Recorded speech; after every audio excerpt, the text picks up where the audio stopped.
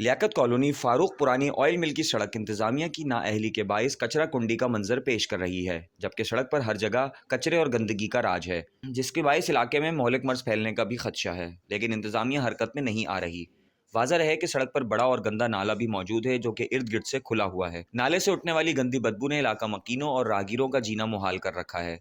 नाले से उठने वाली गंदी बदबू की शिद्दत इतनी है कि इलाका मकीनों का सांस लेना भी दुश्वार हो गया है।